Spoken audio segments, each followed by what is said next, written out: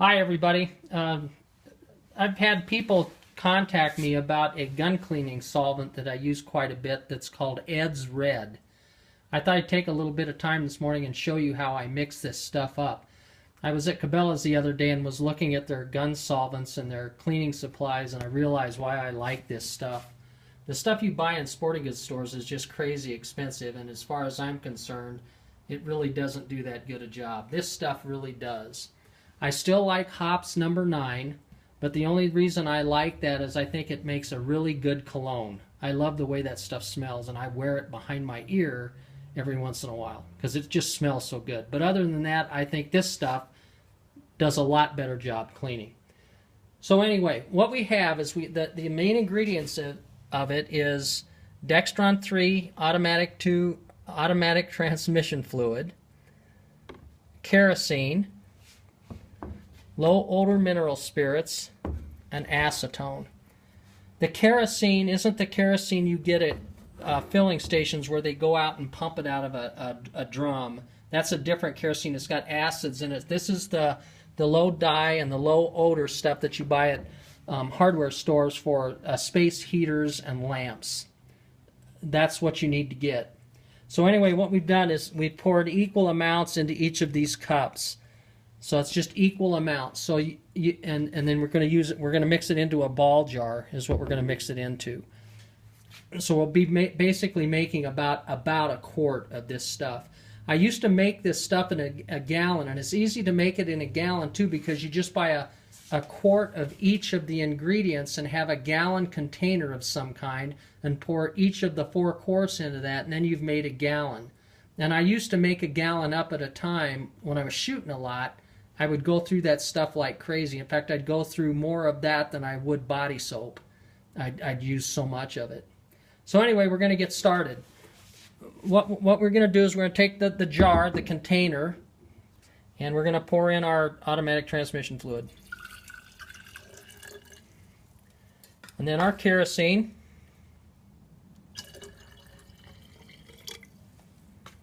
Our mineral spirits.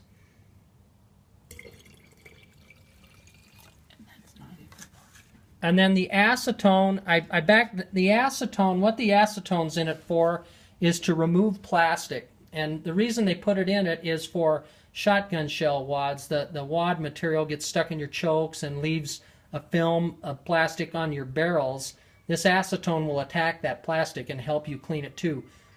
If you're just mixing it up for rifle, you can just mix up these 3 ingredients, the ATF, the kerosene, and the mineral spirits, and call it good enough and not put any acetone in it. The acetone is only if you want to get plastic out. And you can put as much of the acetone in as you want, but don't go over the fourth of the amount. I'm going to back this off just a little bit and only put about half the amount of acetone in it. And this stuff, you have to be a little careful. It's really not, it's not something that you want to get on your hands when you're mixing it up. So you have to be a little, like that. You don't want to get it on your hands because it's bad on your liver. So I've kind of got a little bit of the mix off, but that's okay. Oh my God.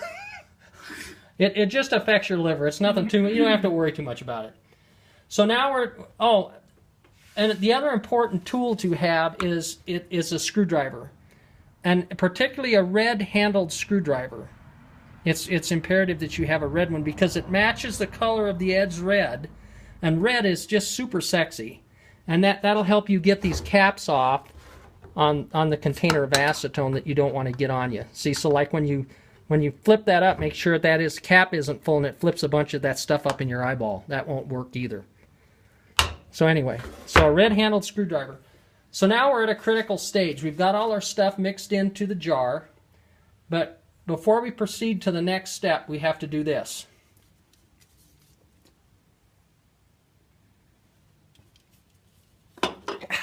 Okay, now we're ready to move on. And so we got to mix this up. Now we just shake it up real good. And it's kind of a pretty color when it's all mixed in. It looks kind of like a strawberry daiquiri without ice. And then again, like I've spilled the acetone, see this down here on my bench, so don't get that on your hands. The last ingredient that they call for, the original recipe calls for anhydrous lanolin. And what that stuff does, it makes a preservative or a rust preventative that you can add into the mix. And it's lanolin that, it's lanolin that does the rust preventiveness.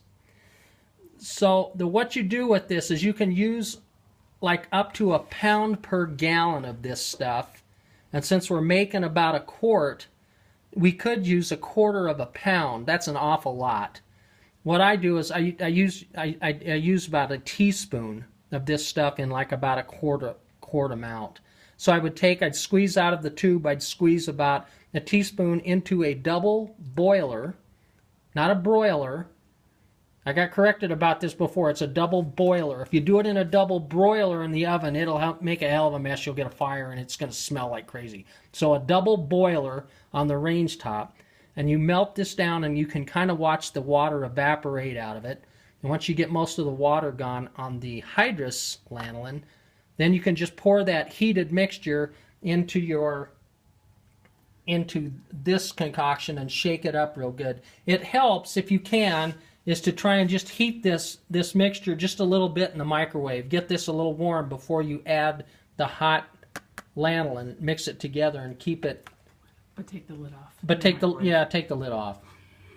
The only reason the videographer that's helping me with this says this stuff is because she knows I won't remember to take the lid off. The rest of you are probably smart enough to realize you got to take the lid off. I wouldn't. But anyway. So that's what that does, and this lanolin, then you'll see it. There'll be like a film or a real fine film or a grease that you leave on your firearm. You can just wipe all the outside, the barrel, the action. You can wipe all that down, and then you can put it right back into your gun case, or put it back into a gun cabinet. And with the lanolin on it, it'll preserve it and help with rust. It's also really good for guys that shoot salt marshes when they duck hunt. Or up around the ocean, the lanolin will help that too. Help protect everything.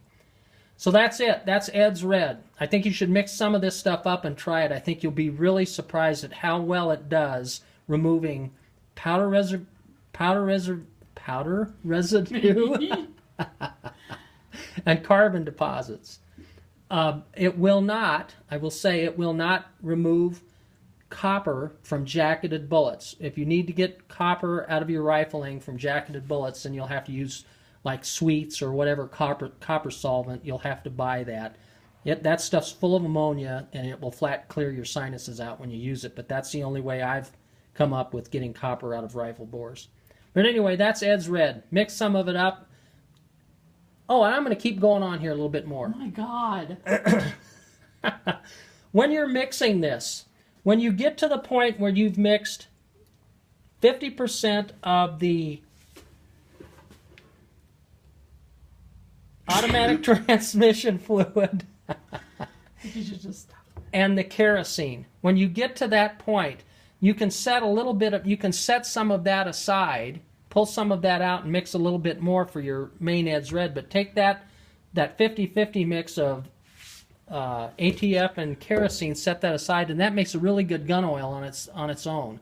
Then you don't have to buy that, crazy gun oil, which is basically a real thinned oil that's been thinned with kerosene anyway. So anyway, that's it. Mix you some Eds Red up. I think you really like it. Thanks. That's all, folks.